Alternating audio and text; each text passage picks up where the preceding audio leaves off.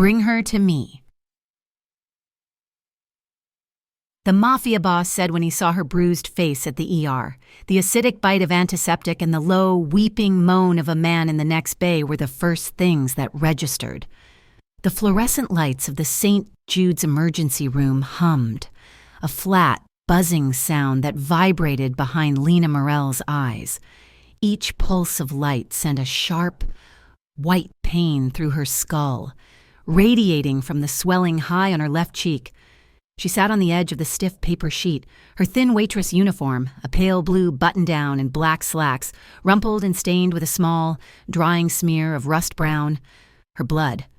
Lena was in her late 20s, but tonight, she looked closer to 40.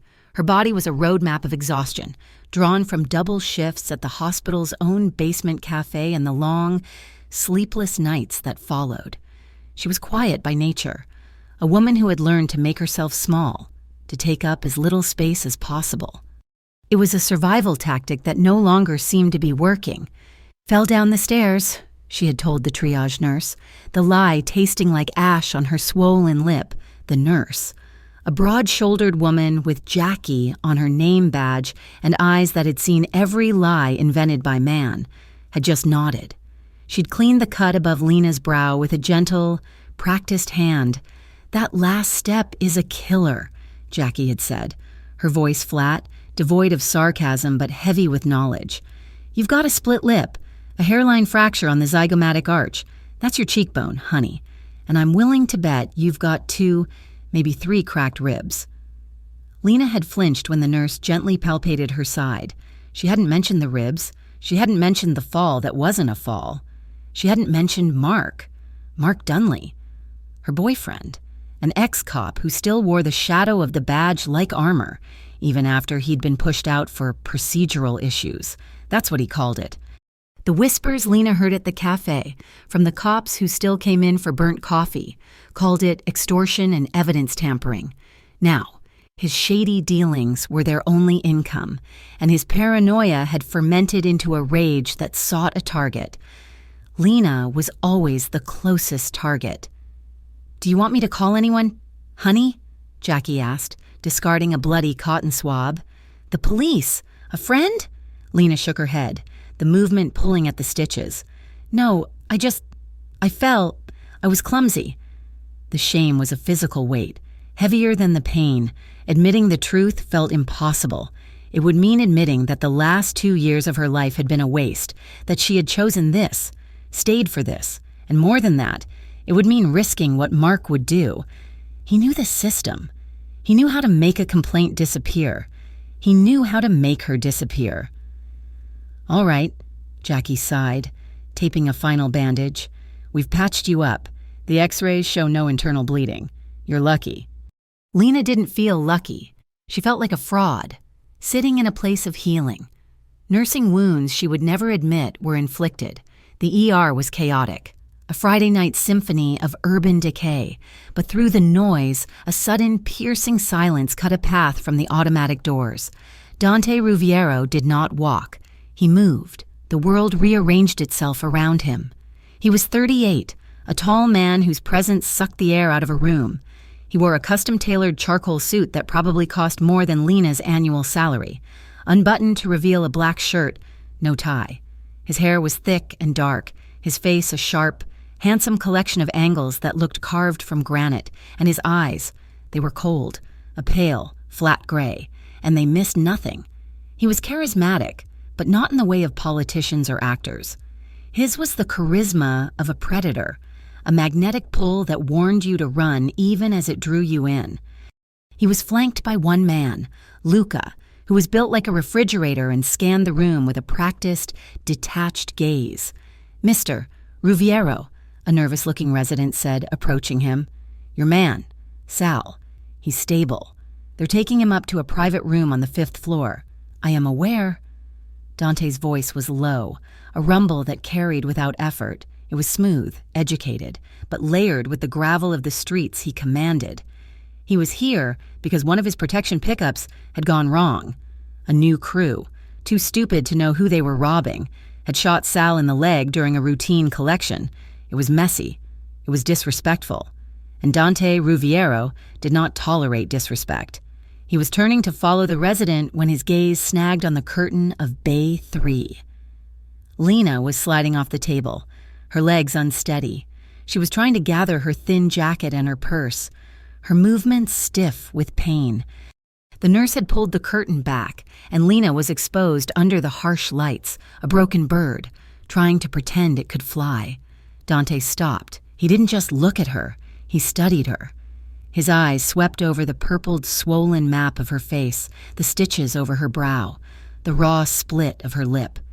He saw the way she held her arm against her ribs, the almost invisible tremor in her hands. Lena felt the stare. It was different from the clinical gazes of the nurses or the leering looks of strangers. This was heavy, possessive. It pinned her to the spot. She looked up, and their eyes met. His stare was not kind. It was not sympathetic. It was intense, analytical, and held a frightening stillness. He saw the fresh damage, but his gaze seemed to look right past it, identifying the rot beneath. He saw the cause. He saw the fear, the shame, and the exhaustion. He saw her for exactly what she was, a victim trapped in a cycle she couldn't break, and he did not look away. Lena's breath hitched. A different kind of fear, colder and sharper than the one she felt for Mark, prickled her skin. This man was dangerous. Not broken bottle, back alley dangerous like Mark. This was structural, foundational danger. This was the kind of man who owned the alley, the building, and the street. The moment stretched for 3, maybe 4 seconds, an eternity. Dante's expression did not change. His face remained a mask of controlled indifference, but with his eyes still locked on Lena, he leaned his head an inch toward his right-hand man. Luca was immediately at his shoulder. "Boss?" Dante's voice was so quiet. Lena couldn't possibly have heard it, but the intent was as clear as a gunshot. "Bring her to me." Luca registered the order. His eyes flickered to the woman in Bay 3. He allowed himself a brief, internal moment of confusion. This wasn't their usual business, but his face was impassive. He simply nodded. "Here? Or home?" "Home," Dante said. He turned, the moment broken, and followed the resident toward the elevators. The spell shattered. Lena watched him go. Letting out a breath she hadn't realized she was holding, she was trembling, rattled by an encounter she couldn't understand. She grabbed her purse, desperate to get out, to get back to the dingy, relative safety of her apartment. She was signing her discharge papers at the front desk when a man stepped in front of her. It was the man who had been with the suit, Luca. "Miss Morell," he said. His voice was polite, almost gentle. Lena froze, her heart hammering against her bruised ribs. She recoiled, pulling her jacket tighter. I don't know you. My name is Luca. My employer, Mr. Ruviero. He saw your distress." Luca kept his hands visible, clasped in front of him. "He'd like to offer you a ride home. Under his protection." Protection, the word sounded obscene. She was already protected by a man who used his fists to show it. She shook her head, backing away. "No, thank you. I'm fine. I'm taking a cab." "A cab isn't safe this time of night," Luca pressed, though his tone remained respectful. "He insists." "I don't know your boss," she whispered, her voice cracking. "Please, just leave me alone. I don't want any trouble." Luca studied her for a moment. He saw the genuine panic in her eyes, the terror of a mouse being offered help by a wolf. He nodded slowly. He does not like to be refused, Miss Morell, but he understands fear. He reached into his jacket and produced a business card. It was thick, black cardstock. On it, in simple, embossed silver lettering, was a name, Dante Ruviero, and a single private phone number. "He asked me to give you this," Luca said, holding it out. Lena stared at it, unwilling to touch it. Luca placed the card on the counter beside her discharge papers. "If you find yourself needing a ride you can trust, you call that number. Or," he paused, "if the person who did this to you comes back." Lena snatched the card, her fingers closing around it, and practically ran through the automatic doors, hailing the first cab she saw, the one she couldn't afford. She didn't look back. The third-floor walk-up was suffocating. The air in her apartment was stale, smelling of old takeout and the metallic tang of her own fear. The lock on her door was cheap, flimsy. She wedged a kitchen chair under the knob, a futile gesture that Mark would just kick aside. She showered in the dark, wincing as the warm water hit her bruised skin. She didn't look in the mirror. She couldn't bear to see the confirmation of her own weakness. She wrapped herself in her oldest, thickest robe and sat on the edge of her bed, waiting.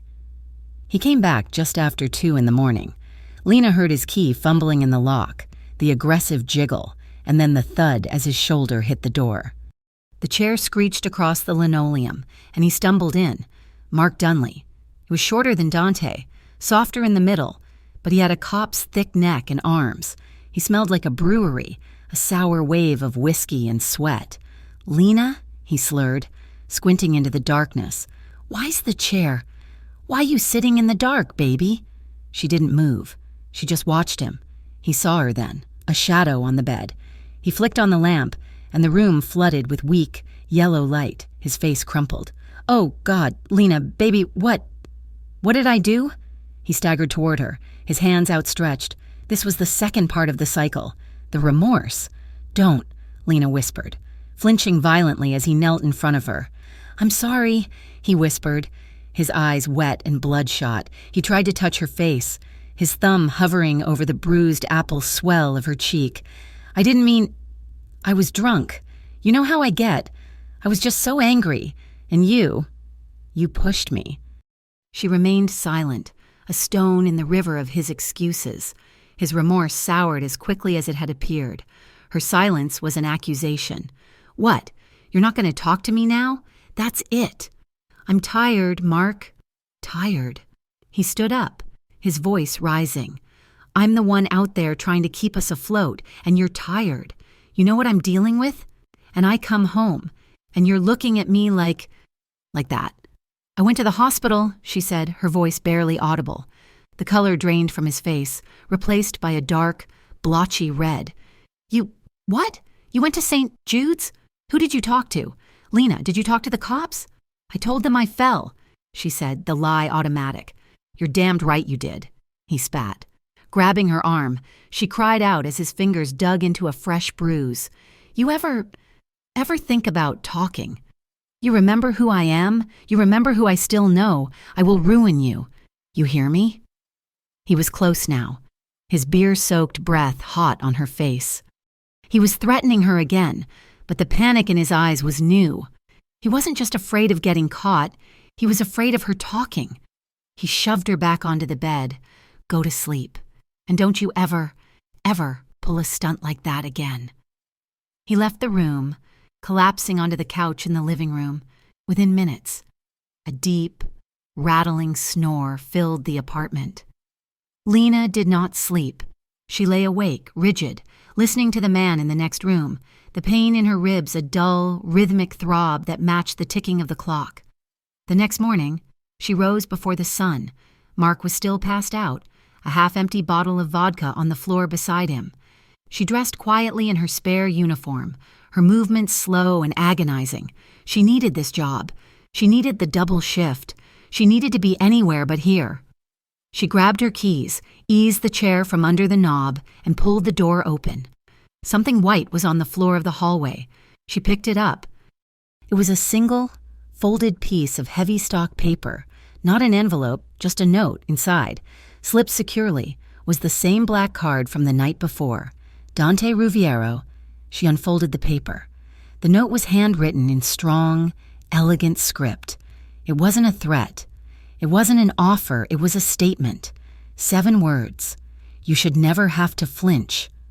Lena stared at the words, her blood running cold. He'd had her watched, the man in the suit. He knew she had refused the ride. He knew she'd gone home, and he must have known Mark was there. He knew she was trapped. She looked down the empty, peeling hallway of her apartment building. There was no one there, but she felt them. She felt the weight of his observation. She clutched the note and the card, her knuckles white. She was terrified of Mark Dunley, of the casual, drunken violence that ruled her life. But a new, complex emotion was rising in her chest.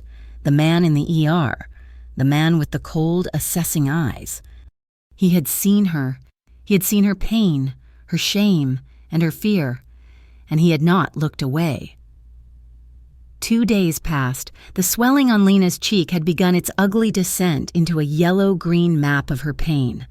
The stitches above her brow were tight and pulled at the skin. She had used concealer, caking it on under the fluorescent lights of her bathroom, but it was like painting over a crater. The damage was still there, just beneath the surface. She was back at work, moving through the motions, wiping counters, pouring coffee, forcing her swollen lip into a semblance of a smile for the surgeons and orderlies who wanted their caffeine fix. Each clatter of a tray, each sharp, impatient voice sent a jolt through her nervous system. She was emotionally shut down, a walking automaton whose only goal was to get through the next 5 minutes. The hospital cafe was in the basement, a windowless world of beige tile and humming vending machines. It was just after lunch, the peak rush over, leaving behind a field of dirty tables and the lingering smell of burnt coffee and floor wax. Then he appeared. Lena was restocking the napkin dispensers, her back to the door, when a hush fell over the few remaining patrons. It wasn't a silence, precisely, but a sudden dip in the room's energy, a collective pause. She turned, and her breath caught in her ribs. It was him, Dante Ruviero. He was alone, which seemed impossibly more threatening than if he had been flanked by his men. He wore a dark blue suit, impeccably tailored, that made him look like a sleek, dangerous weapon poured into fine wool. He stood at the counter, ignoring the line, his cold gray eyes fixed on her. Lena's hands, full of flimsy white napkins, froze. She felt the blood drain from her face, making the bruises stand out in stark relief. She forced her feet to move. She walked to the register, her heart a trapped bird beating against the cage of her healing ribs. Can I help you?" she managed, her voice a dry rasp. His gaze was heavy, clinical. He was looking at her face, cataloging the new map. He'd seen her fresh from the attack. Now he was seeing the aftermath. "Just a black coffee," he said. His voice was the same as she remembered, a low, smooth rumble that carried no warmth. Only authority. One black coffee. Her hands trembled as she reached for a paper cup. She could feel his eyes on her, not just watching her, but dissecting her. He saw the way her fingers shook. He saw the way she kept her left arm pressed against her side. She placed the cup under the dispenser and filled it. When she turned to put the lid on, the kitchen door directly behind the counter swung open with a loud, metallic clang as an orderly pushed a food cart through. Lena didn't just jump. She flinched, a violent, full body recoiling, her shoulder pulling up to her ear, her hand flying out, the coffee cup tipped, hot black liquid splashing over the counter and onto her hand. "Ah!" she cried out, pulling her hand back, a new, unread scald painting her skin. But it was the flinch that hung in the air, the raw, animal terror of someone expecting a blow. Dante's expression didn't change, but his eyes narrowed. The stillness in his face became absolute, glacial. He had seen it, the proof. "I'm sorry," Lena stammered, grabbing a wad of napkins, her face burning with a shame that was hotter than the coffee. "I'm so sorry. I'll get you another one." "Don't," he said. His voice was quiet, but it cut through her panic. He reached into his pocket, pulled out a folded $20 bill, and placed it on the wet counter. "Keep it. But this is... It's only $2.50. I spilled..." "I said," he repeated, his eyes holding hers. "Keep it." He didn't take the coffee. He just turned, his movements economical and precise, and walked out of the cafe. The room slowly started breathing again. Lena stared at the $20 bill sitting in the puddle of coffee, her hand throbbing. It wasn't a tip. It was a transaction. It was a claim. That night, the apartment was a powder keg. Mark hadn't gone out. He was sitting on the sofa in the dark when she got home, the blue-white light of the television flickering across his face. "You're late," he said.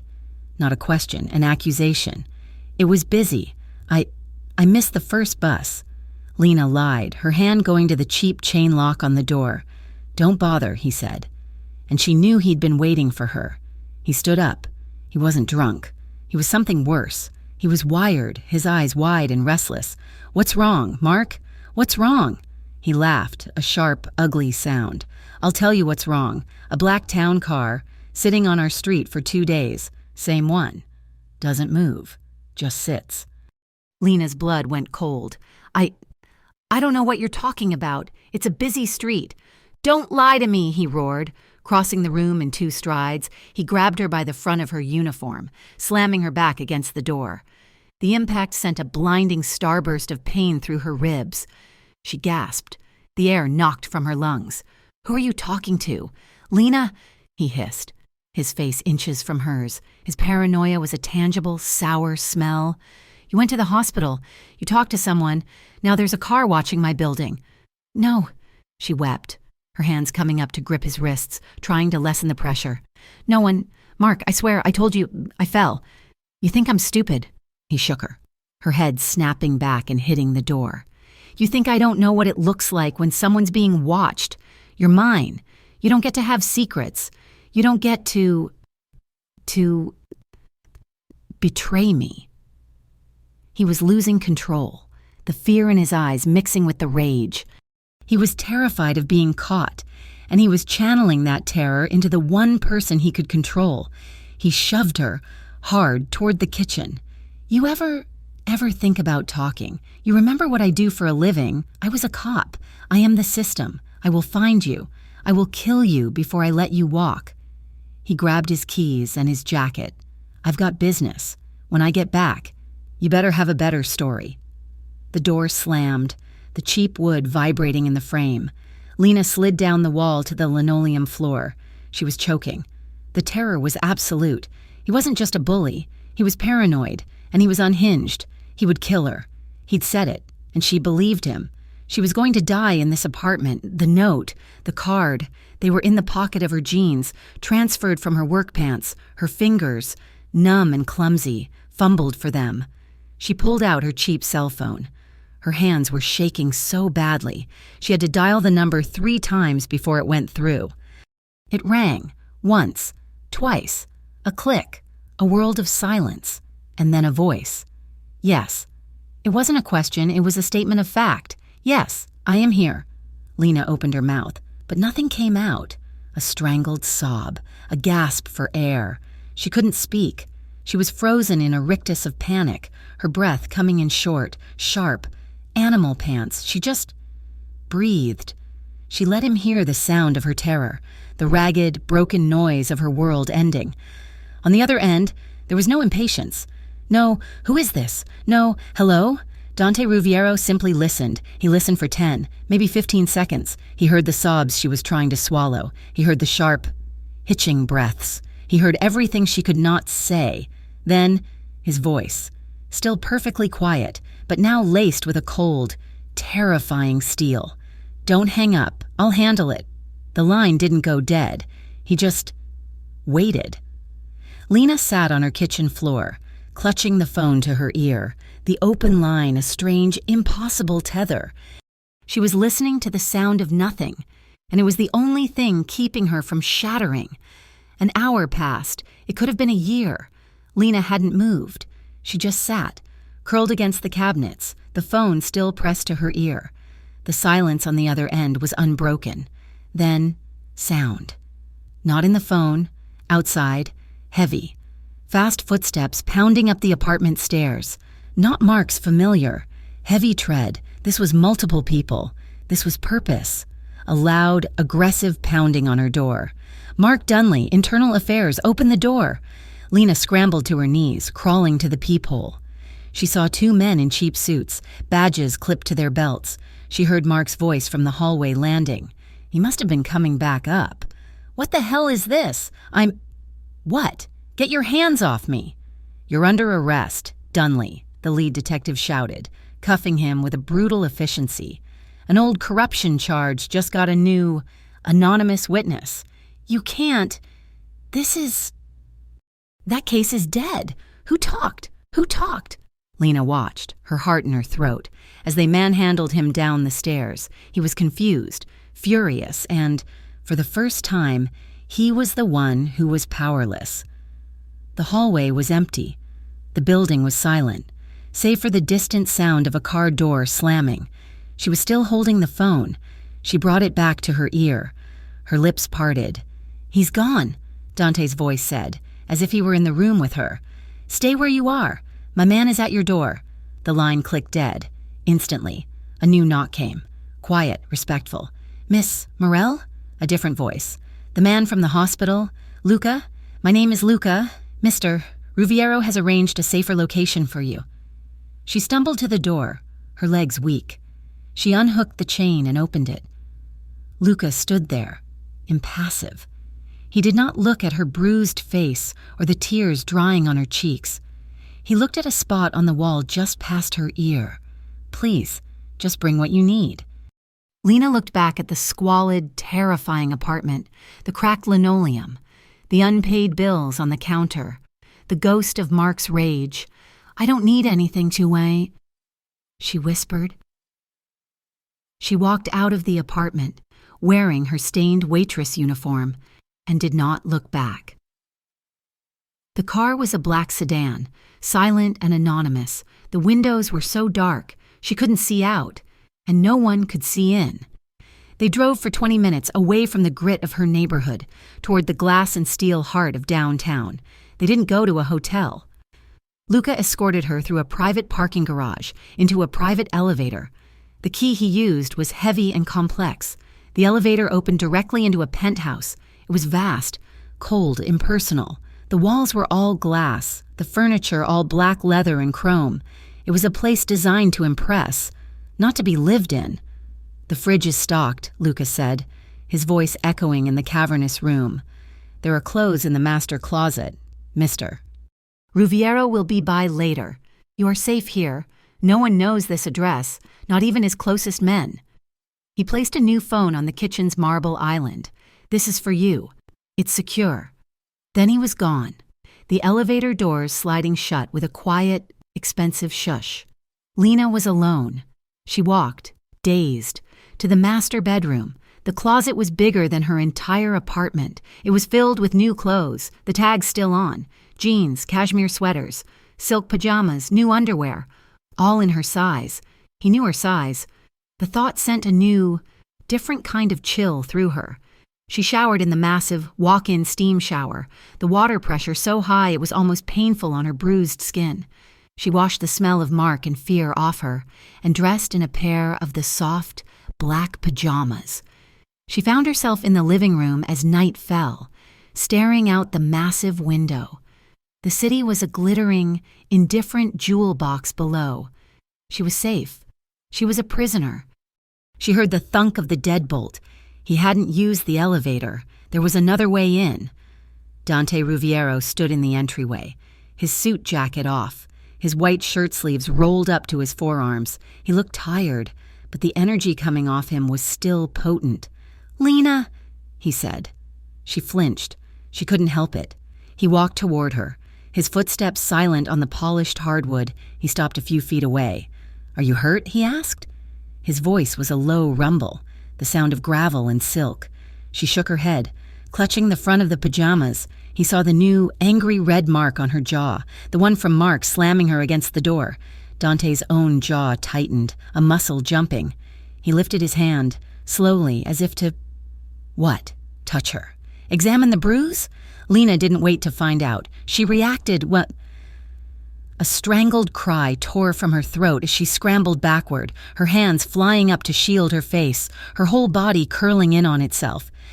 It was the reflex of a dog that had been kicked one too many times. Pure, somatic terror. Dante froze. His hand, which had been raised in a gesture of something, dropped to his side as if struck. A look of profound, cold fury passed over his features, so quick she almost missed it. But it wasn't directed at her. It was something deeper, something for the man who had taught her to fear a raised hand. "I'm sorry," he said. The words sounded foreign in his mouth, rough from disuse. I wasn't going to hurt you." He took a step back, deliberately giving her space, holding his hands up, palms out, in the universal sign of no weapons. He turned and walked to the kitchen, a dark, imposing shape. She watched him, her breathing ragged. He opened the refrigerator, took out a bottle of water, and poured 2 glasses. He set one on the marble counter. Far from him, near her, an offering. He took the other and leaned against the counter, watching her. After a long time, Lena, still shaking, crept forward and took the glass. She drank, the cold water stinging her split lip. She finally found her voice. It was a whisper. "He'll get out. He knows people. He'll make bail." "No," Dante said. "He won't. You don't know him. He'll—" "The charge they arrested him on is a placeholder," Dante said calmly. "The witness I provided gave them information on 3 other, more recent cases: extortion, drug trafficking. He's tied to a crew the DA has been trying to flip for a year. He's not going anywhere. Lena, he's going to be buried." Lena stared at him. "You did that. You buried him." "I took out the trash," he said simply. She walked past him, back to the window. The lights of the city swam in her vision. "So what now? I'm your property now. You saved me. So I belong to you?" She felt him come up behind her. He didn't touch her.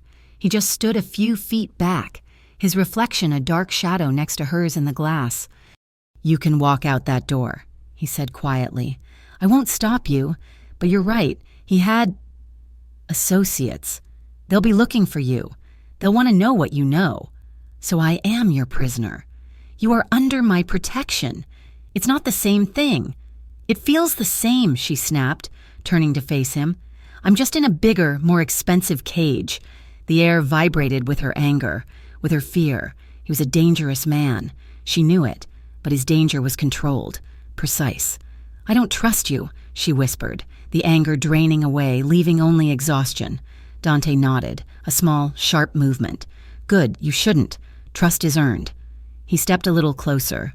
She forced herself to stand still. She would not flinch. Not this time. He stopped, just out of arm's reach. The tension was a wire pulled taut between them. "I'm not asking for trust, Lena," he said, his voice low. His gray eyes locked on hers. "Just time." She didn't answer. She couldn't.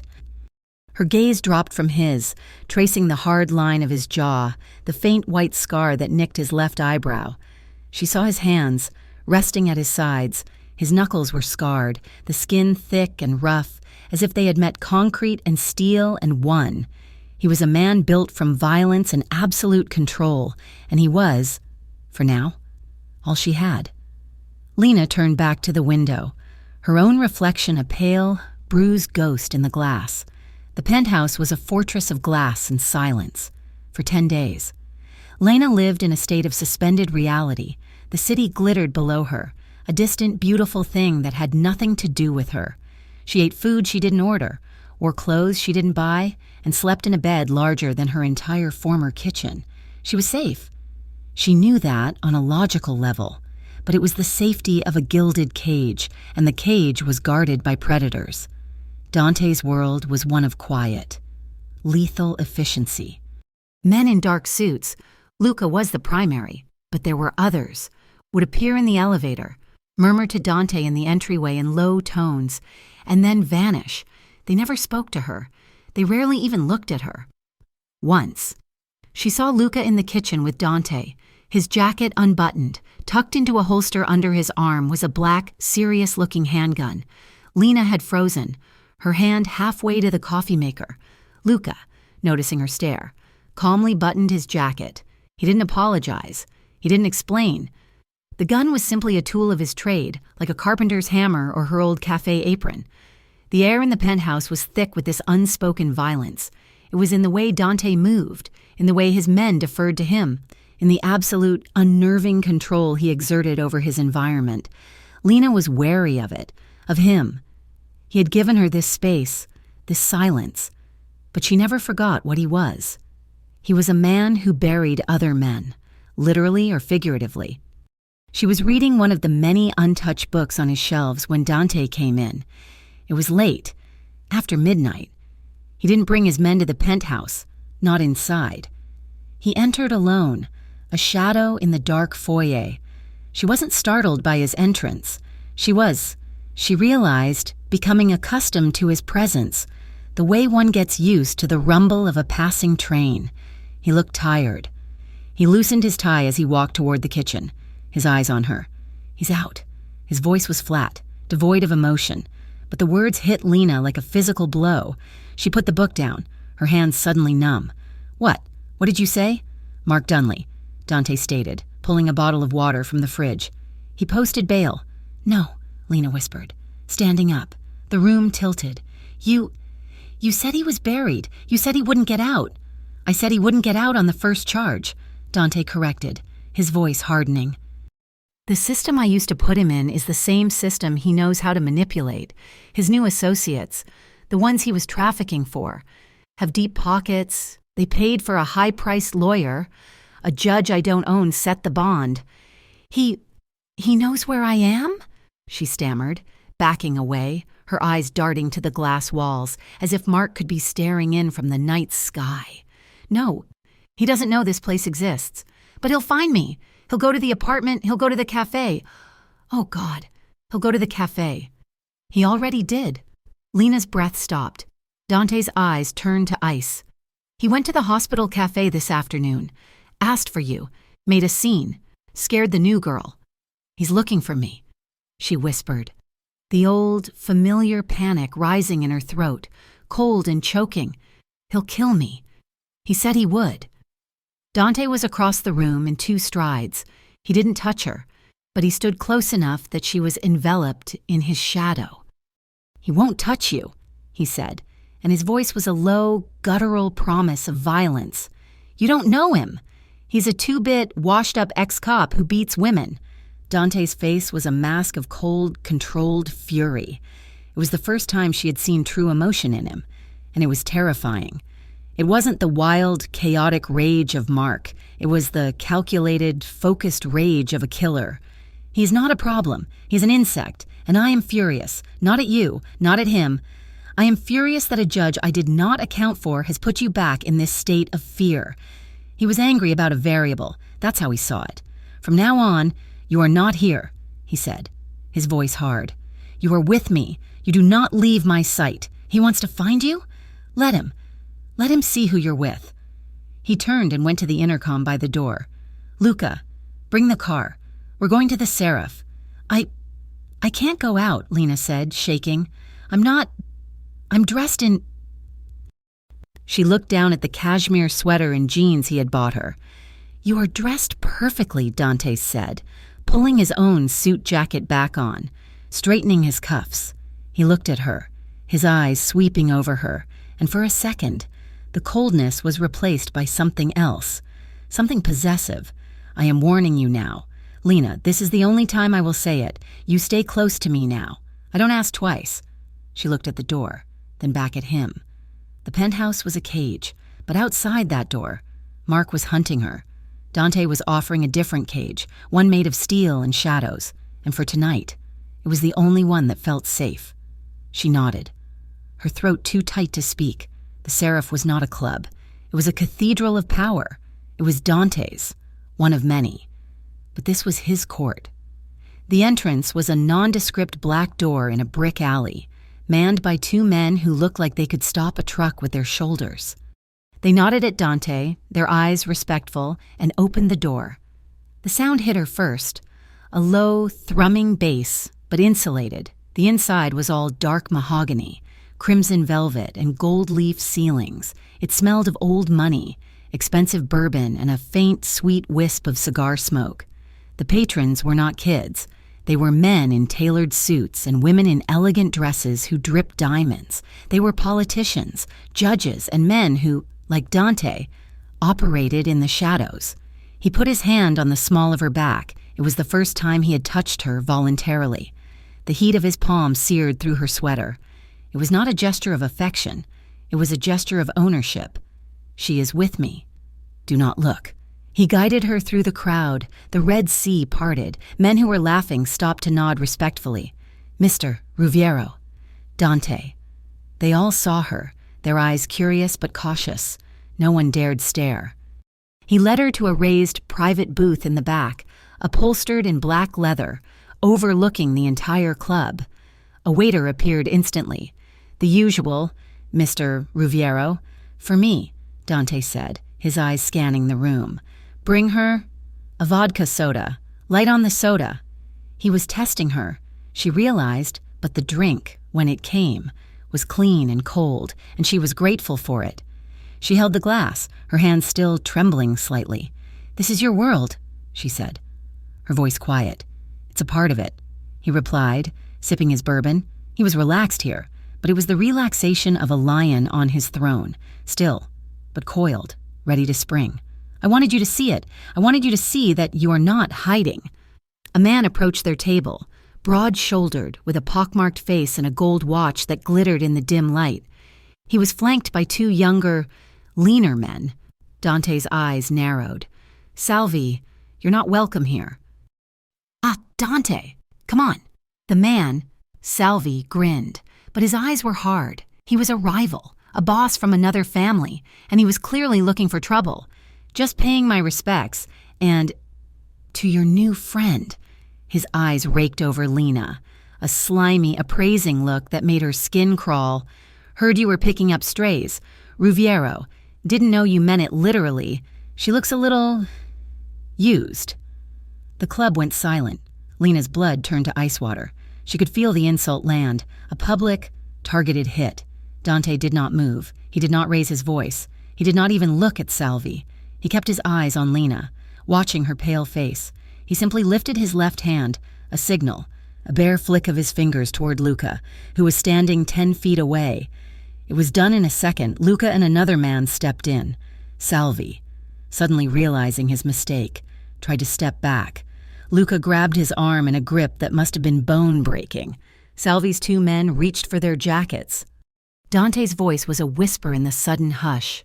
"If they clear leather, Luca, break his jaw." The two men froze. Luca smiled, a thin, cold expression. "This way, Mr. Salvi. The boss would like you to have a permanent vacation from his establishments." They were gone. Salvi was frog-marched, his feet barely touching the ground, toward a back exit. The music slowly faded back in. The conversations restarted. The moment was over. Erased. Lena was shaking so hard, the ice in her glass rattled. Dante had just, with a flick of his hand, ordered a man's removal, and possibly his execution. She was terrified. Dante turned his gaze back to her. "Are you all right?" She could only nod. He finished his bourbon. "Let's go home." The ride back to the penthouse was silent. The tension in the car was a physical thing, a third passenger. Lena was vibrating with adrenaline, fear, and something else. Something she couldn't name. He unlocked the penthouse door and she walked in, kicking off her shoes. He followed, shrugging out of his jacket, loosening his tie. She turned to him in the dark, the city lights her only illumination. Why what? Why are you doing this?" Her voice was stronger now, fueled by the night's events. "Why me, that man? He insulted me. And you were going to have him killed." "He insulted me," Dante corrected, his voice hard. "He disrespected what is mine." "I am not yours," she flared, though the words came out with a tremor. "I'm not a stray you picked up or a pet. Why are you helping me?" He stood in the darkness, a tall, imposing silhouette. He was quiet for a long moment, the silence stretching. She could hear her own heart thudding in her ears. He finally walked to the window, his back to her. "When I was 9 years old," he said, his voice low, "I watched my father, a man not unlike your Mark, beat my mother every day. I was small, I was weak, and I couldn't stop him. I stood there, and I did nothing." He turned to face her. His eyes, in the moonlight, were not cold. They were haunted. "I am helping you, Lena, because someone should have helped her." He took a step closer. "Because someone should have." The admission hung in the air, raw and vulnerable. It was not about power. It was not about possession. It was about absolution. It was about the boy who couldn't, and the man who could. Lena's breath hitched. This finally was the truth. She stepped toward him, slowly. He was no longer a monster. He was a man, built on the foundations of a broken boy. She stopped in front of him, so close she could feel the heat radiating from his body. Her hand, trembling, lifted. She didn't think, she just acted. She reached up and, with her fingertips, She touched the faint, white scar on his jawline. He didn't move. He didn't even breathe. He just watched her, his eyes burning into hers. Her touch was feather-light. She traced the scar, a physical mark of the violence that had shaped him. He had protected her, and in this moment, she felt a desperate, insane urge to comfort him. His hand came up, impossibly slow. He didn't grab her. He didn't demand. He mirrored her. He laid his calloused, scarred thumb against her cheek, his skin rough against hers, tracing the faint, fading yellow of the bruise he had first seen in the hospital. A shudder ran through Lena, a deep, visceral tremble. But it wasn't fear, it wasn't revulsion, it was a live wire. It was the shock of a gentle touch from a man of such profound violence. It was want, a terrifying, unknown, and powerful wanting. His eyes darkened. He saw the change in her. He saw the tremble, and he knew what it was. He leaned in, and his other hand came up to cup the back of her neck, his fingers threading into her hair. His touch was firm, possessive, but not rough. He pulled her closer. She could feel his breath on her lips. "Lena," he whispered, and it was a question and a warning. She didn't pull away. She leaned in, her eyes closing. He met her, his lips brushing hers. It was soft, tentative, a test. She responded, a small, broken sound in her throat, and the softness was gone. It became urgent. His mouth claimed hers, a kiss that was not gentle. It was desperate. It was full of the night's tension, of his anger, of her fear, of his admission. It was a drowning man's kiss, and she was his heir. She kissed him back, her hands moving from his jaw to his shoulders, gripping his shirt. She felt the hard muscle beneath. He tasted of bourbon and power. He pulled her body flush against his, and she gasped at the solid, unyielding strength of him. He kissed her jaw, her neck, his lips tracing a path of fire down to the hollow of her throat. She was breathless, her mind shutting down, her body taking over, alive in a way she had never been. He was pulling the sweater from her shoulders, his movements rough but controlled. When she trembled again, a small, involuntary flinch. He stopped, instantly. His hands were on her arms, but he was frozen. He pulled back, his breathing harsh, his eyes black with desire. He looked at her wide, confused, wanting eyes. He saw the shadow of her past, the ghost of her flinch. Even now, he let go of her, taking a ragged step back. He ran a hand through his hair, his chest rising and falling. "Go to bed, Lena," he said, his voice thick and rough. She stared at him, confused, her body aching, her lips swollen from his. "Dante, go," he said, more softly, turning away from her, as if looking at her was too much. Not like this. Not when you're still. Not like this." He was giving her a choice. He was respecting her limits. Limits she hadn't even known were still there. Mark would have taken her. Right there on the floor. He would have seen her want as a right. Dante saw it as a responsibility. She stood there for a moment, her heart a wild, confused thing. Then she turned and walked, on unsteady legs, to the bedroom. She was breathless, confused, and in a way that made no sense. She was profoundly, deeply touched. That night, the nightmares came back. The fear from Mark's release, the tension of the club, the intensity of Dante's kiss. It all churned in her subconscious. She woke up screaming. She was tangled in the $1,000 sheets, her heart trying to beat its way out of her chest. Mark was in the room. He had her. He was pulling her. "Lena." Her eyes snapped open. Dante was there, standing in the doorway, silhouetted by the hall light. He hadn't turned on the lights. I thought, she gasped, pulling her knees to her chest. He didn't come to the bed. He didn't try to hold her. He walked to the armchair in the corner of her room, the one she never used, and he sat down. He just sat in the dark, a solid, unmoving presence. "You're safe," he said, his voice a low rumble in the dark. "Go back to sleep. You don't have to stay." "I know," he said. He didn't move. He just sat. Lena watched his dark shape, his presence a silent promise. He wasn't a possession to him. He wasn't a prize. He was protecting her like something sacred. Her breathing slowed, the fear receded. She lay back down, her eyes on the man in the chair, and for the first time in her entire life, she fell asleep in the presence of a man and felt truly, completely safe. Mark Dunley vanished. One day he was a sneering, paranoid threat at the hospital cafe, and the next, he was gone. He didn't show up for his preliminary hearing. His bondsman's runners couldn't find him. His cheap apartment was empty. He had gone underground. Dante's men confirmed it 2 days later. "He's with Salvi's crew," Dante told Lena, his voice flat. He was standing by the penthouse window, staring down at the city. The drug ring Salvi is backing. Mark is just a rat, but he's a rat Salvi can use. He knows the police network. He's valuable, for now.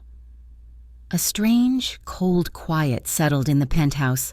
Lena was safe, but the threat was no longer a single, broken man. It was an organization, a rival to Dante's. She was no longer just a victim. She was a liability. The days stretched into a week. Lena felt trapped, not by Dante, but by her own past. She had her clothes. She had food.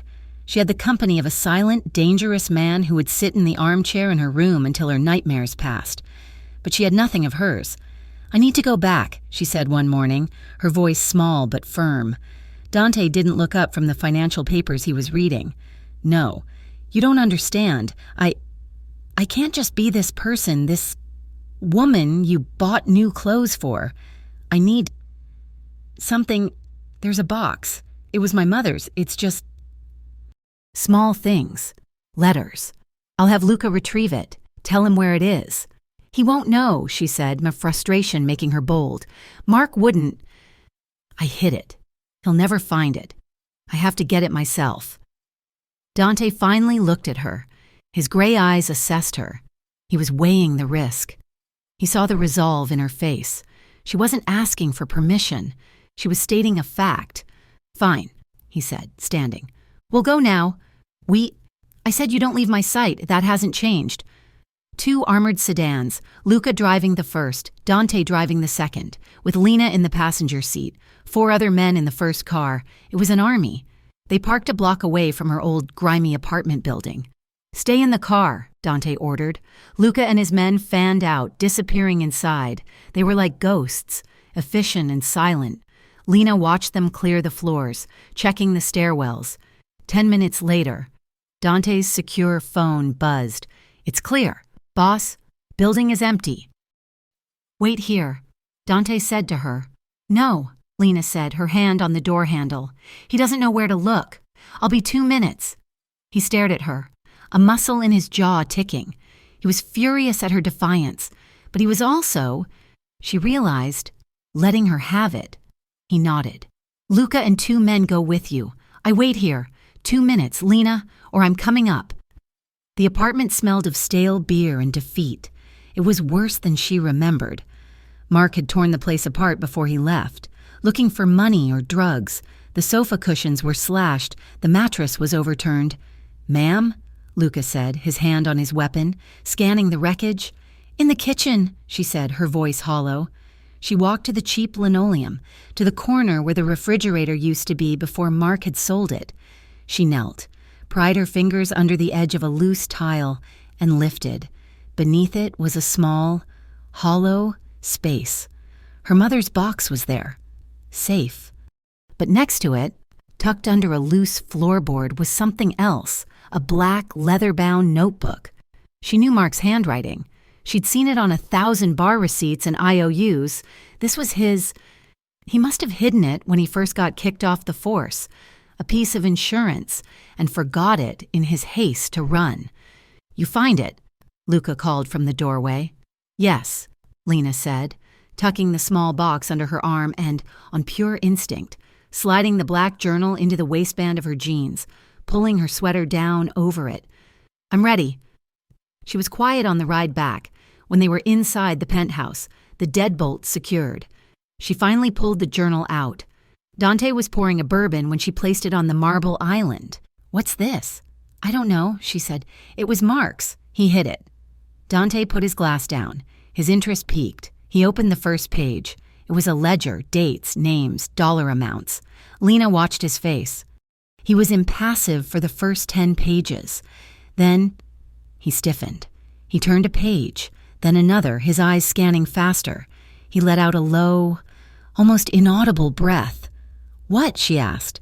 He looked at her, and his eyes were no longer cold. They were on fire. This is not a list of drug deals. This is a list of cops, enforcers. He's got names, Lena, badge numbers. He walked to the window, the book in his hand. Salvi, Judge Malloy, the one who set Mark's bail. 2 captains in the 17th precinct. He wasn't just taking bribes. Lena, he was Salvi's bagman. He was collecting protection money for them. From inside the force. He tapped the glass. This isn't just Mark. This is the entire foundation. This could expose the rot across the whole city. They stood in silence, the weight of the small book settling between them. It was her past, her trauma, that had led her to this. Now, it was his future.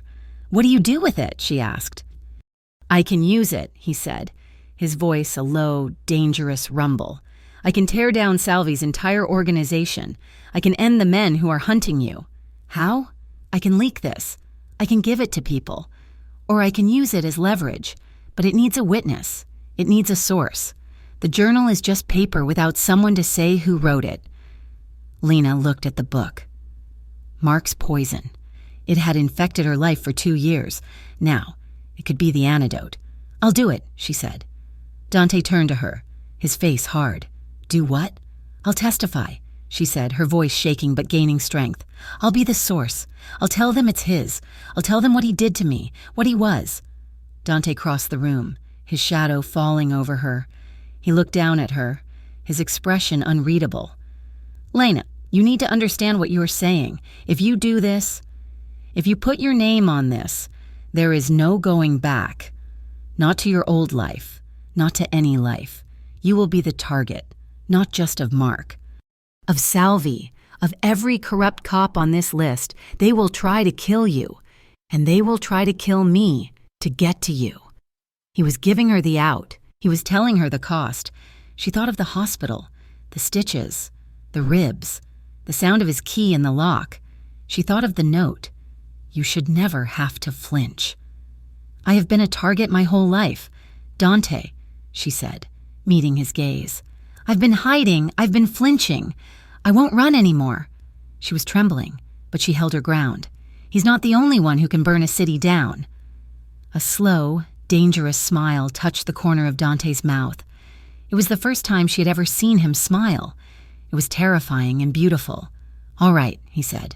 "Then we go to war." The penthouse was no longer safe. That night, they moved. Luca took them in a nondescript van, through a series of underground garages. They were going into deeper hiding. Dante had a house, he said, north of the city, a place no one knew about. It was a 2-hour drive into the mountains, ending on a gravel road that led to a modern house built of stone and glass, perched on the edge of a black, still lake. It was beautiful, and it was utterly, completely isolated. The silence was absolute. No sirens, no traffic, just the wind in the pines. For 3 days, it was just them. Luca and his men were at the bottom of the long driveway, a silent, unseen perimeter. Inside, there was no one but them. The isolation was a pressure cooker. The tension from the night at the club, the night he had kissed her and pulled away, was still there, thrumming beneath the surface. They were co-conspirators, equals in a dangerous new game, and the dynamic had shifted. On the 3rd night, a storm rolled in. The wind howled, and the rain lashed against the glass walls. The power flickered and died, plunging the house into a deep, velvety darkness, lit only by the flashes of lightning.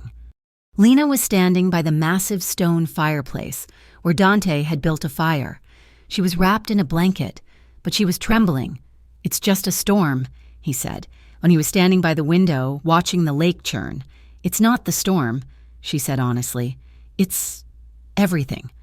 What we're about to do. That book. You." He turned to her. In the firelight, his face was all sharp angles and shadows. "I'm not Mark. Lena, you don't have to be afraid of me. "I know," she said. And it was the truth. "I'm not. That's what scares me." He walked toward her, slowly, as if approaching a deer. He stopped in front of the fire. "What do you want, Lena?" She looked up at him, at this man who had saved her, who had sat in her room, who had respected her fear, the man who was now risking his entire organization for her, for a ghost of his mother, for a chance at vengeance. She dropped the blanket from her shoulders. She was in one of his soft cashmere sweaters and leggings. She stepped closer, into his space. "I don't want to flinch anymore," she whispered. She reached up, her hand shaking, and touched his face, not his scar. This time, his jaw, his warm skin. She was choosing this. His eyes darkened. He covered her hand with his skin rough against hers. He didn't move. He was letting her lead. She leaned up, and she kissed him. It was not like the first time. It was not urgent or angry. It was slow. It was deliberate. It was a question. He answered. His other hand came up, cupping her face, his thumb stroking her cheekbone, where the bruise had been. He kissed her back, a deep, searching kiss that was full of a terrible, restrained hunger. He broke the kiss, resting his forehead against hers. His breathing was ragged. "Lena, are you sure?" "I'm sure," she whispered. This time, when he kissed her, the control broke. It was a deluge. It was the storm outside and the fire inside. He swept her up into his arms as if she weighed nothing and carried her to the bedroom. He laid her on the bed, the fire from the adjoining room casting flickering shadows over them. He didn't tear at her clothes. He was desperate, but he was tender.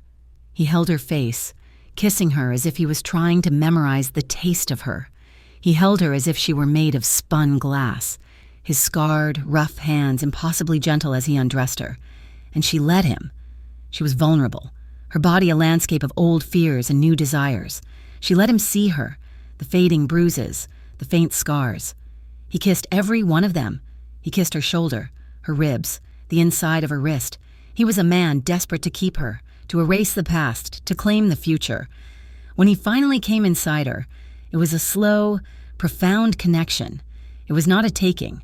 It was a merging. She clung to him, not in fear, but in finally holding on. He held her as if she was the only thing holding him to the earth. And in that storm, in that dark, isolated house, they were the only two people in the world. The next morning, Lena woke up first.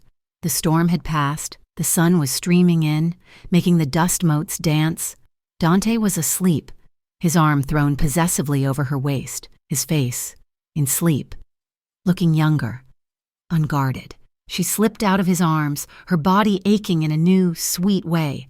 She pulled on his shirt, which was pooled on the floor, and went to the kitchen to make coffee. And then she saw her reflection in the dark glass of the window.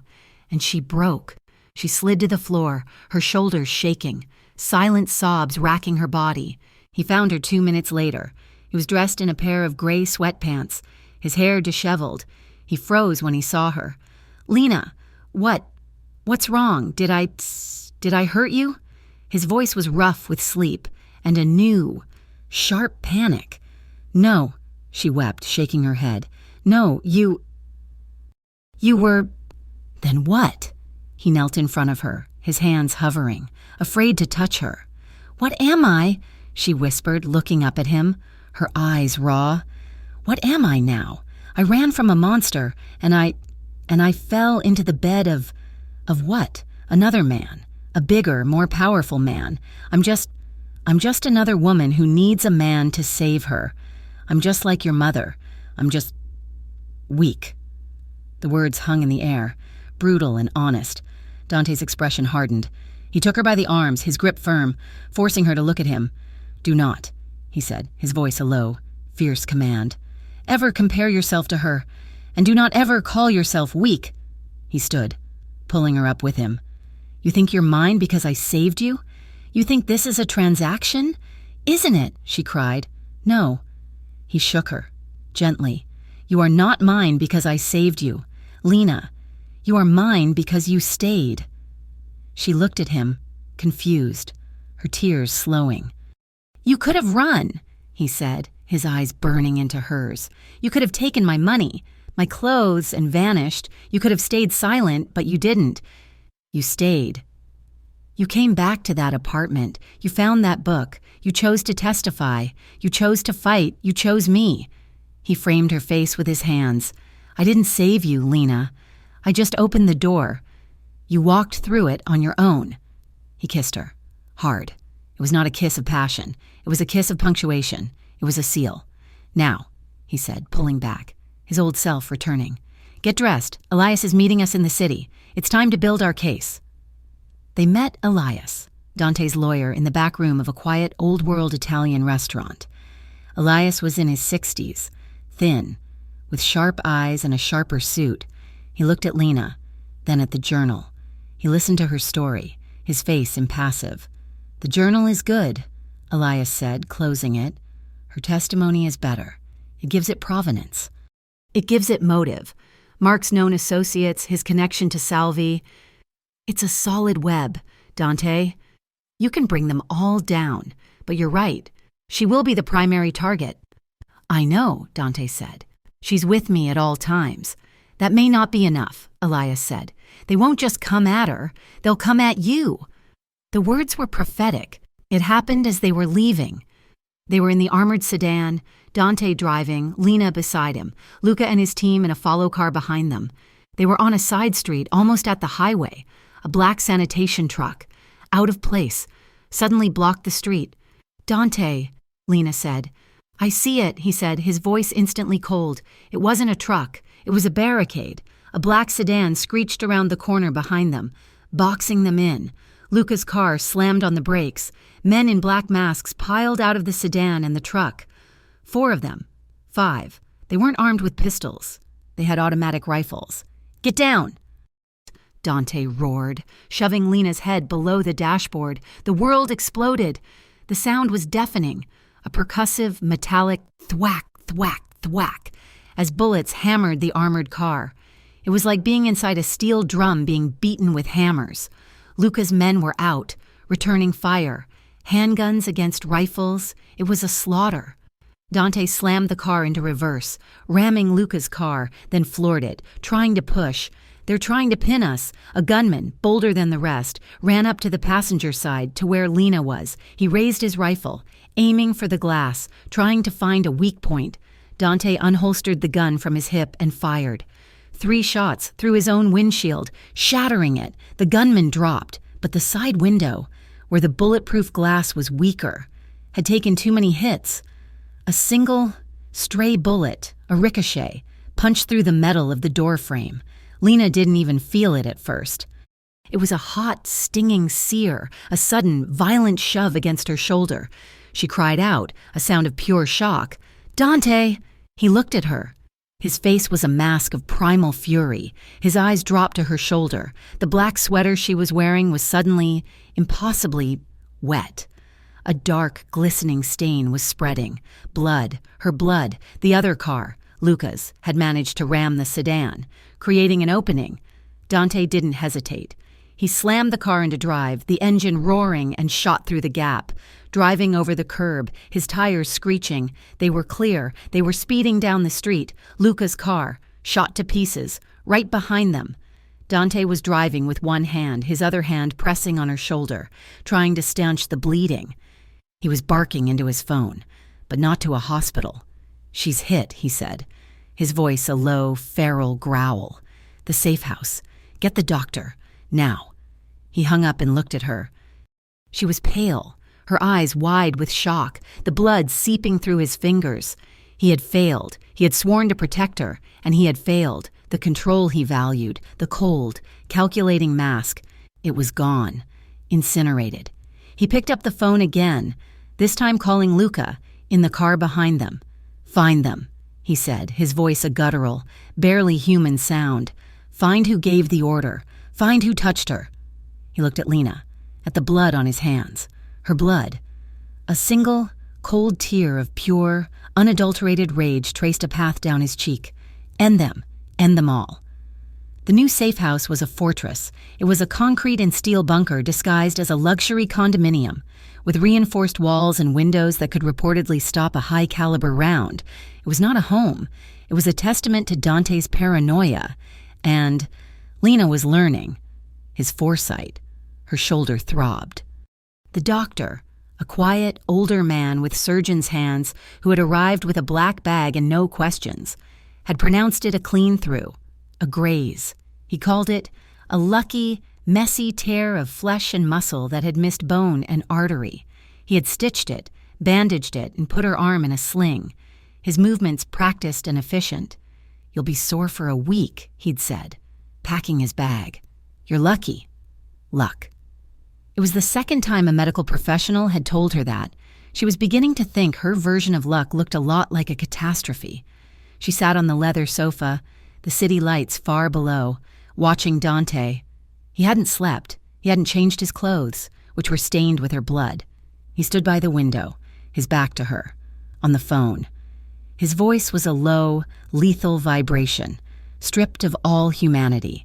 He was not the man who had sat in her chair, or the man who had held her by the fire.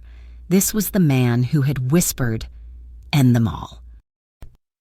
Luca arrived just before dawn. He was grim-faced, his suit jacket showing the wear of a long, violent night.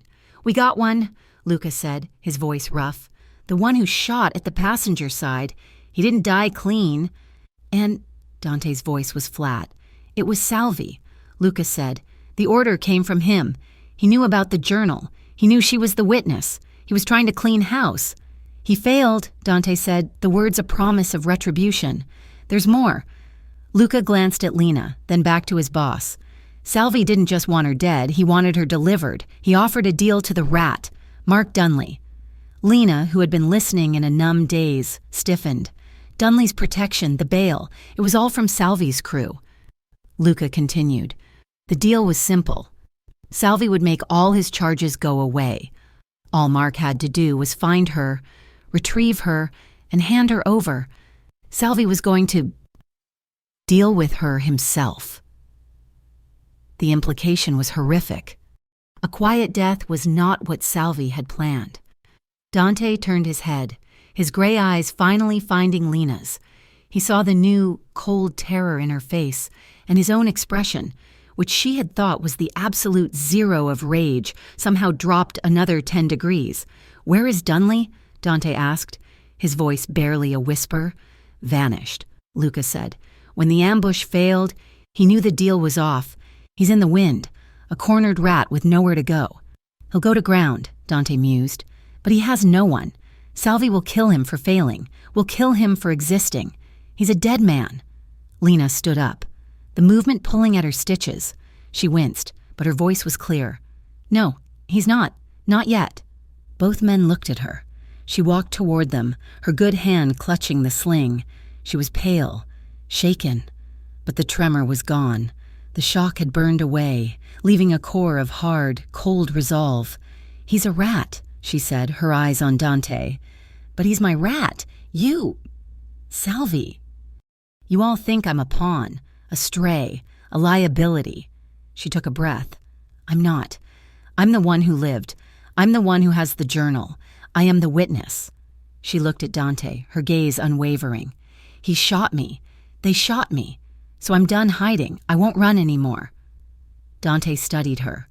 A long, silent assessment. He saw the woman from the ER, the terrified victim. And he saw the woman who stood before him now, bruised and bandaged, but unbroken. She was magnificent. He nodded slowly. "I know." He turned to Luca. "Leave us." Luca nodded and was gone. Dante walked to the bar, poured 2 fingers of bourbon, and drank it in one swallow. He put the glass down with a heavy thud. "Elias has the journal," he said, as if talking to himself. "The DA gets it in the morning. Your testimony. But it's not enough. Not for what they did." "Dante," she said, sensing the shift. "What are you doing?" "What I should have done in the first place," he said, turning to her. "War. The official case." "That's for the city. This is for you." For the next 4 days, the city burned. It was not a literal fire. Not at first. It was a systematic, brutal dismantling. Dante Ruviero, who had operated with the precision of a surgeon, was now using a sledgehammer. He was a ghost in the safe house, disappearing for hours, returning in the dead of night, the faint smell of smoke and cordite clinging to his clothes. He was not sleeping. He was not eating. He was an engine of pure, focused vengeance. The news was full of it, though they only reported the symptoms, not the cause. A warehouse in the Docklands, a known front for Salvi's import operation, burned to the ground. Faulty wiring, the fire chief said. A string of Salvi's high-end clubs and restaurants were raided, not by the police, by men in black masks who broke everything, terrifying the clientele and taking the cash, but hurting no one. It was a message. Then the body of one of Salvi's chief enforcers was found, and the truce that had held the city's underworld in a tense balance was shattered. Lena watched Dante as he stood by the window, on the phone again, his voice giving orders that were quiet, clipped, and utterly final. He was becoming a stranger, a figure carved from ice and fury. The man who had sat in her armchair, who had kissed her by the fire, was gone, replaced by the mafia boss. She waited until he was off the phone, the silence in the room heavy and toxic. "You're going to kill him, aren't you?"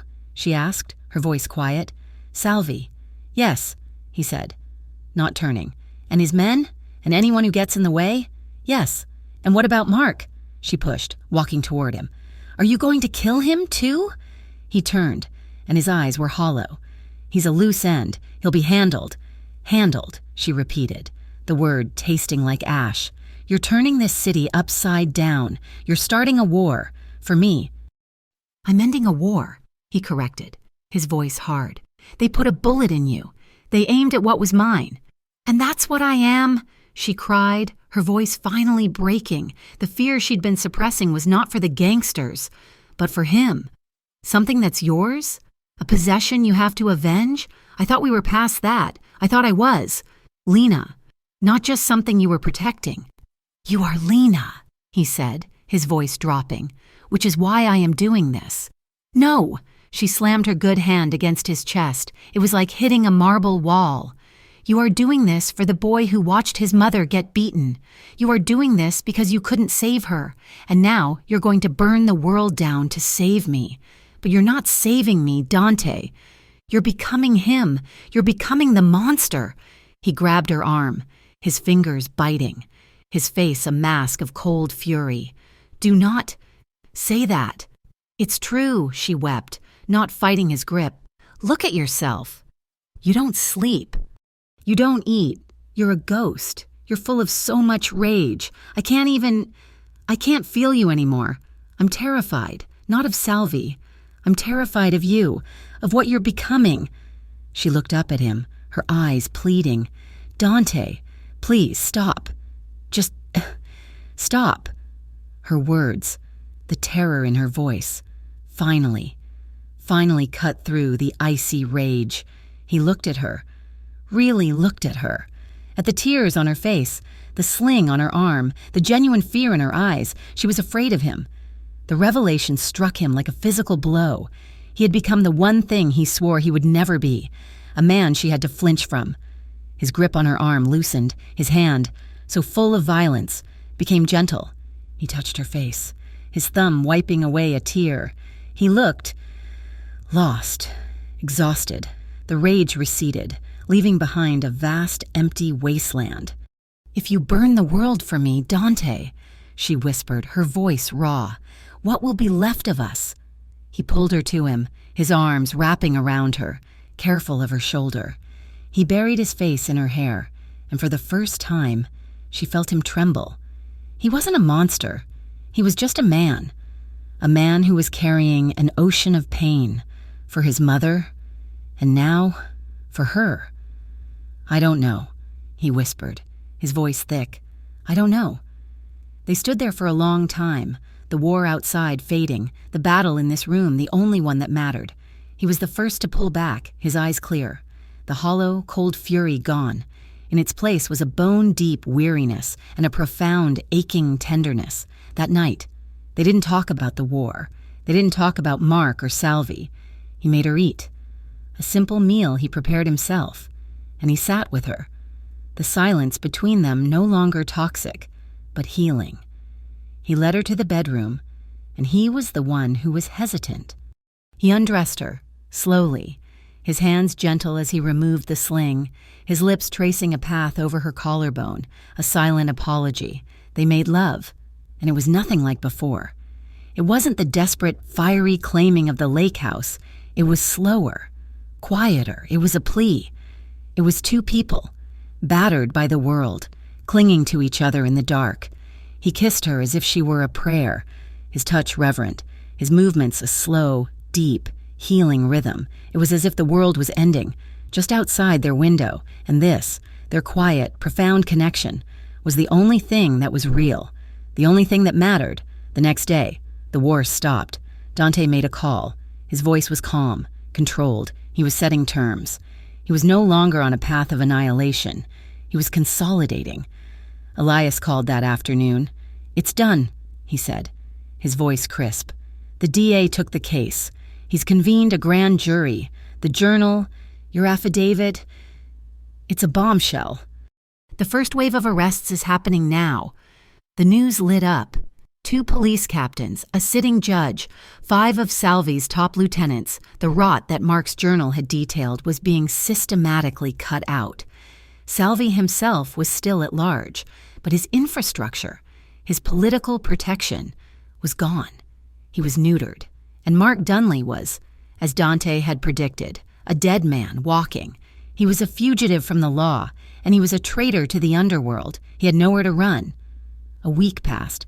Lena's shoulder was healing. The city was still reeling from the political scandal. The safe house was quiet. The storm passed, but Lena was restless. "I need to go back," she said. Dante looked up from his paper, his face unreadable. "Back where?" "To the apartment," she said. "My old apartment." "Absolutely not," he said, his voice final. "It's a crime scene. It's not safe." "It's not about safety," she said, insistent.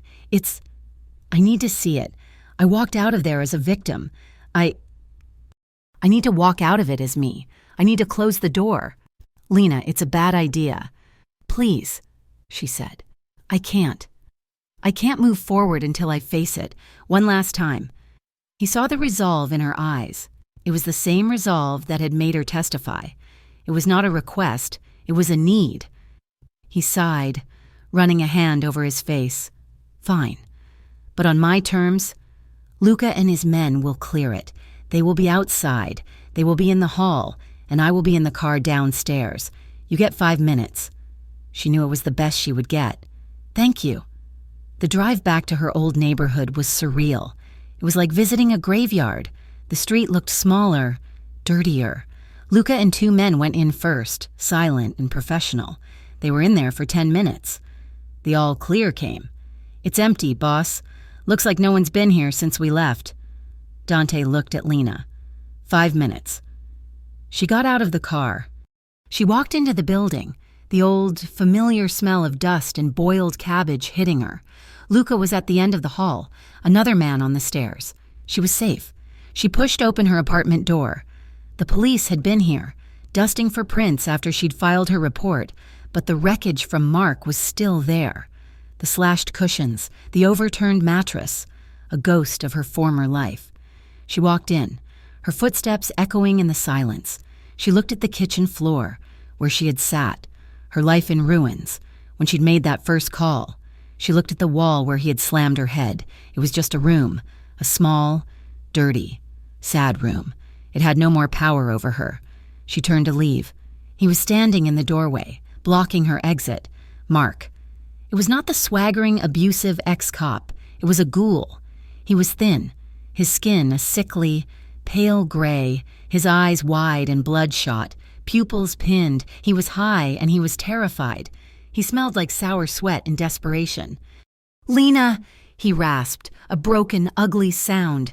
She froze. Her heart, her lungs, her blood, everything stopped. All the progress, all the healing, all the strength she had built. It vanished. She was not Lena, the survivor. She was Lena, the victim. She was on the floor of the ER. She was flinching. She was paralyzed. "You!" he spat, his hand trembling. He pulled something from his pocket, a knife. "You did this. You ruined me. My life. It's over because of you." He took a step toward her. "You and your fancy new man. You think you're safe? You think you won?" Lena couldn't move. She couldn't scream. Her body was a block of ice, her mind a screaming void. "Flinch, flinch, flinch. Mark, don't," she whispered, the words barely audible. "It's over," he was muttering, to himself, to her. "It's all over. I've got nothing. Salvi's going to kill me. The cops. But I'm taking you with me. I'm taking you."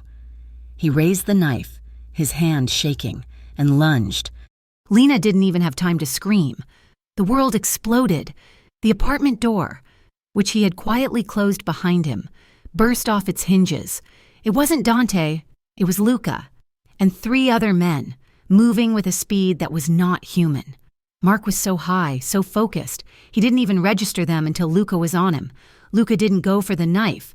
He went for the man, a brutal, efficient strike to the throat, a crack as he broke Mark's wrist against the door frame. The knife clattered to the floor. Mark crumpled, choking. Before he could even hit the ground, the other 2 men had him, yanking his arms behind his back, the sharp zip of plastic cuffs.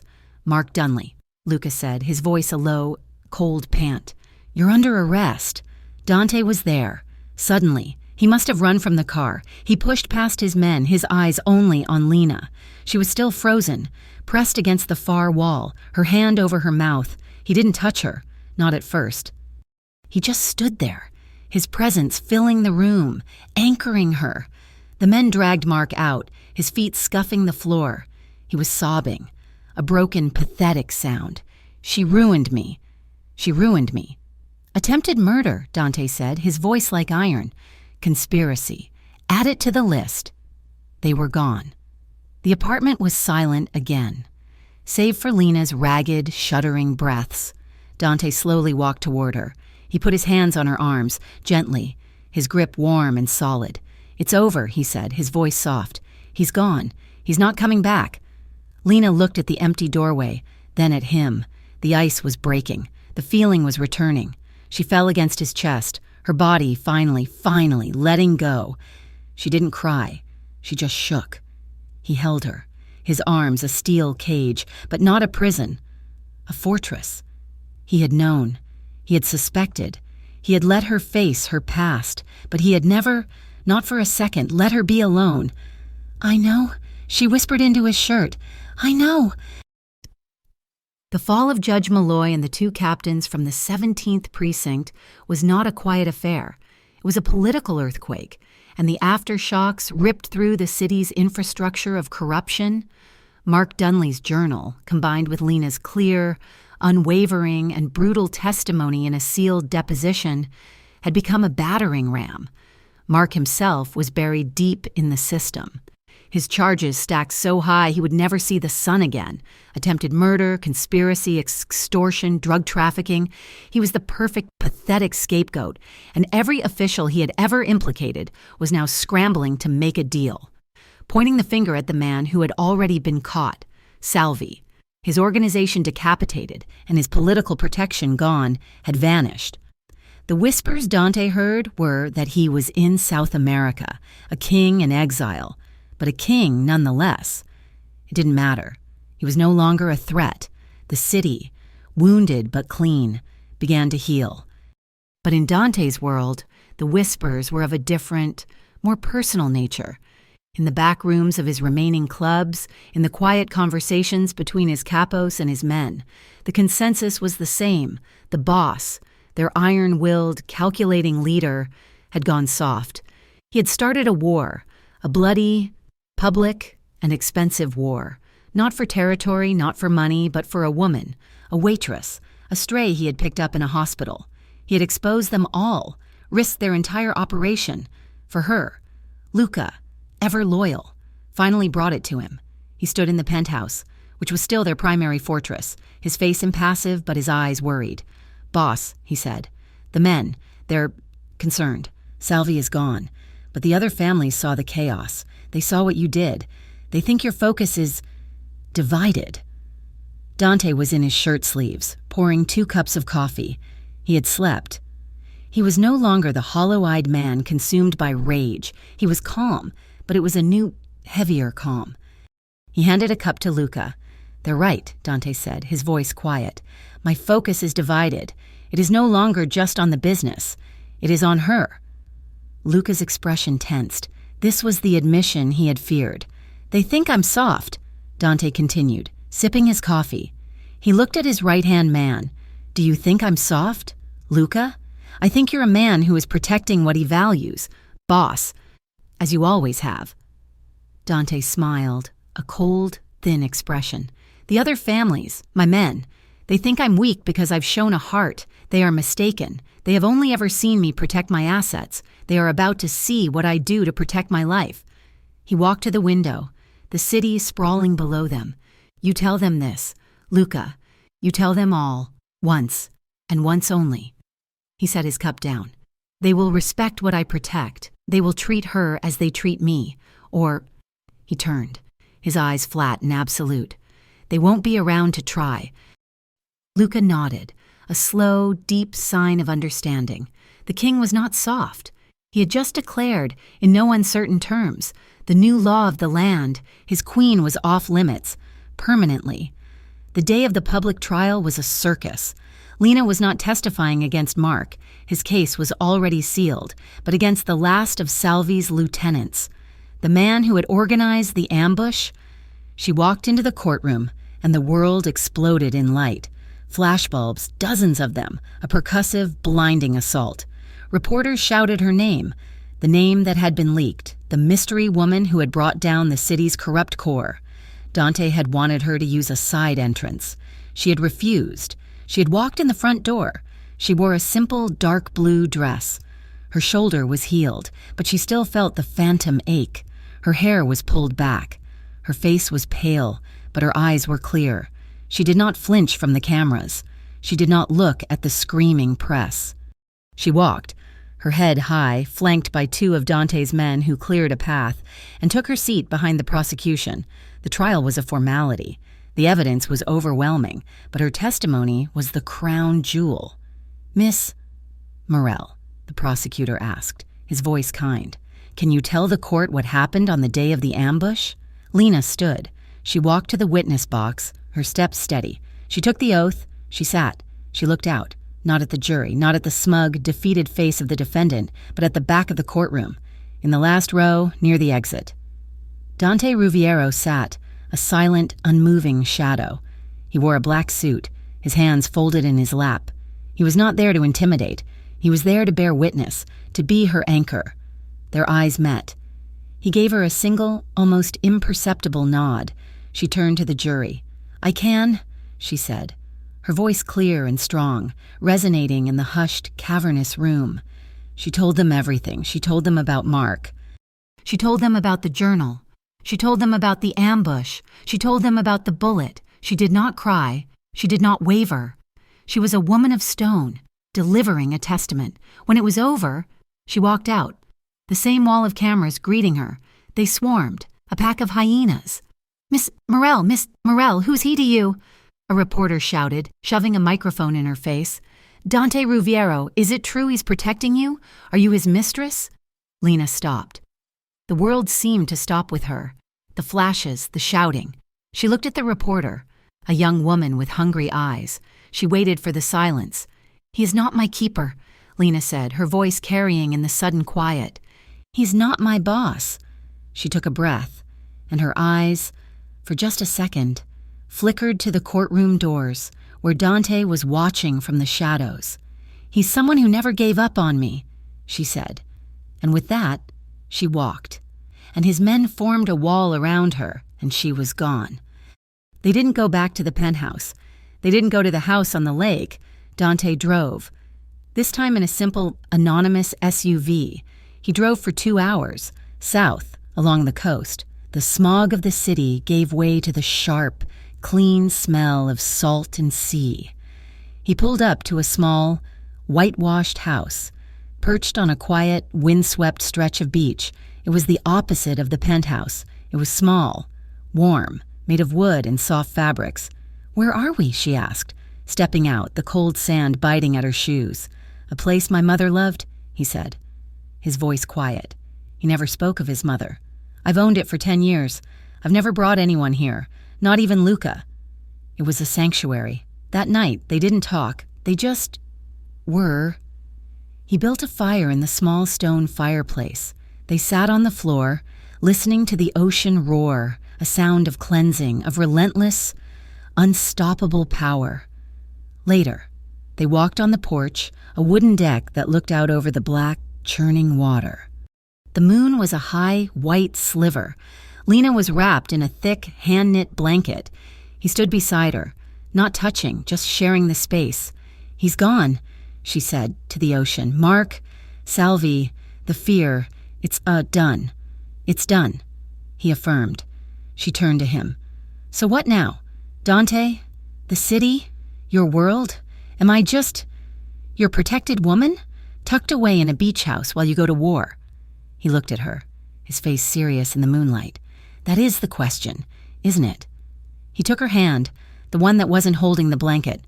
His skin was warm against her cold fingers. "I am asking you to stay, Lena," he said, his voice a low rumble, almost lost in the waves.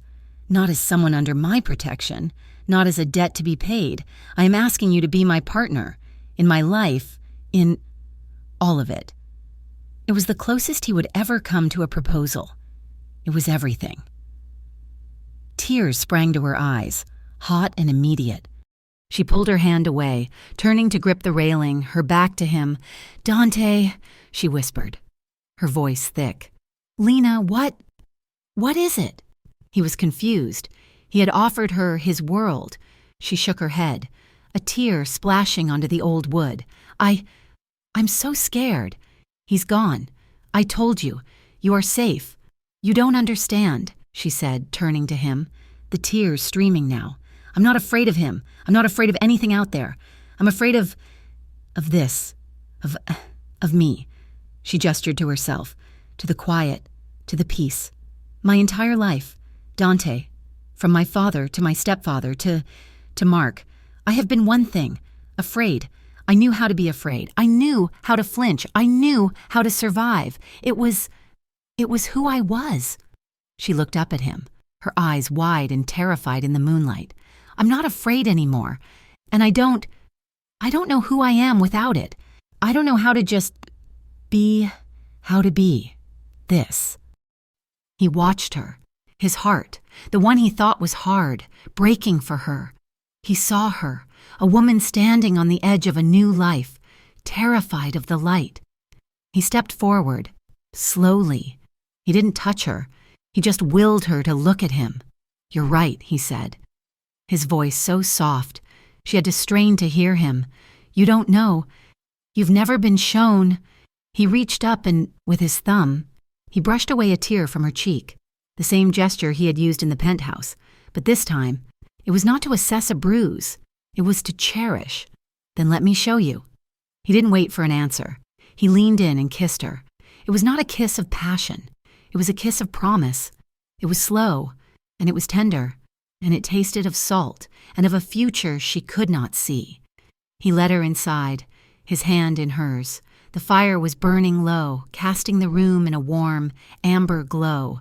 There, in the quiet, in the safety of the house, he showed her.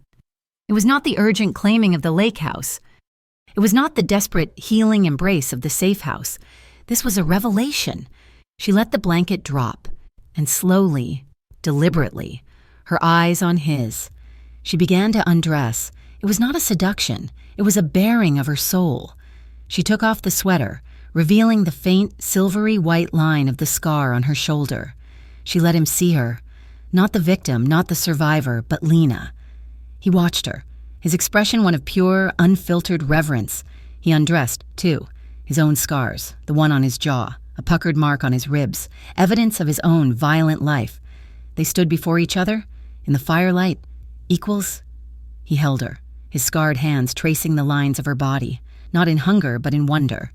He kissed her shoulder, his lips lingering on the scar, not as a mark of damage but as a testament to her strength. He laid her down on the soft rug before the fire, and he made love to her. It was slow. It was tender. It was a conversation, a quiet, profound, and emotional vow. It was a man showing a woman, with his hands, his mouth, and his heart, exactly who she was. She was not his victim. She was not his project. She was his. And he, in every way that mattered, was hers. 3 months later, a new shop opened in the neighborhood that had once been Lena's, the one ruled by fear and extortion. It was a bakery. The windows were bright. The paint was a cheerful, warm yellow. It smelled of fresh bread, of cinnamon, of new beginnings. The neighborhood, which had been wary at first, embraced it. The fear that had held them was gone, and this bakery was a symbol of their new, quiet peace. Behind the counter, Lena moved with an easy, confident grace. She was not the same woman. Her hair was lighter, her smile was easy. She laughed with her customers. Hanging on the wall, near the counter, was a small, simple, hand-painted sign. It was an elegant script, the same script that had once been on a note, slipped under her door. It said, "You should never have to flinch." The bell on the door chimed. Just as she was bagging a loaf of rye bread, Dante Ruviero walked in. He was alone. No guards, no Luca. He wore a simple pair of jeans and a dark gray Henley, his shirt sleeves pushed up, revealing his scarred forearms. He looked, for all the world, like a man in love. He walked to the counter, the other customers parting, not in fear but in respect. They knew who he was. He was the man who had brought the light back. He leaned over, and she met him, and he kissed her. A soft, simple kiss on the forehead. It was a kiss of domesticity, of profound, settled peace. "You ready to go home?" he asked, his voice low. Lena smiled, her eyes crinkling at the corners, a smile that was finally, truly hers. "I already am." Thank you so much for listening to this story. I hope you enjoyed the journey with Lena and Dante. This is Mafia Romance Stories, and I would love to know what you thought. Please, if you're listening, drop a comment in English and let me know where in the world you are listening from. Your thoughts mean everything. If you love this story, please consider subscribing to the channel for more, and feel free to share your favorite parts.